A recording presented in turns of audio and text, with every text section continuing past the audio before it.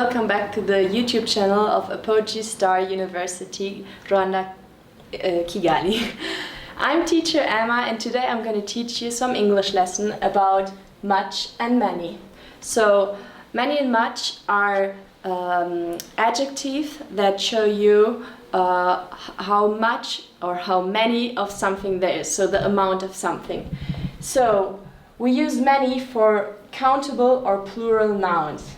That means that you can count the noun. For example, we have Terry bought many beans. You can count the beans, so you use many. It means kind of like a large number of. So Terry bought a large number of beans. Then we have much. Much is for uncountable or singular nouns. It's the meaning of it's a great quantity of something. So for example, we have my sister does not eat much food. Food is not countable and it's singular, so we use much. The same is for how much water do you drink? We can't count the water, so we use much. For many, we have a second example. How many siblings do you have? You can count the siblings. I have one sister, two sisters, one brother, so you can count the siblings. So we use many. So now I have some exercise for you to see if you understood the meaning of much and many and when to use it. So you can stop the video now, do the exercise, and then you push on play again to see the solution. So the solutions are: John takes part in / school activities. We can count the school activities. For example, he takes part in PE and an art club. So it's gonna be many.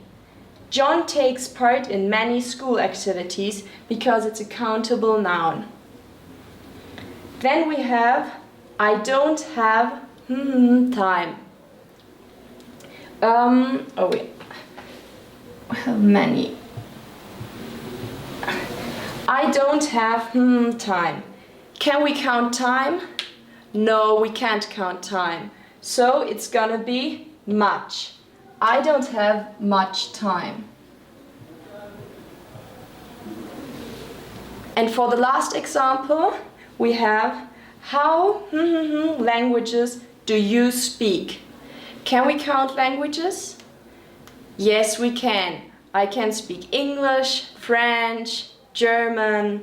So, how many languages do you speak? Because we can't count the languages.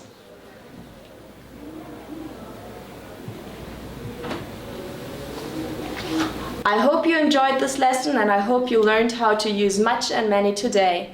I hope I'll see you soon for our next lesson. Bye.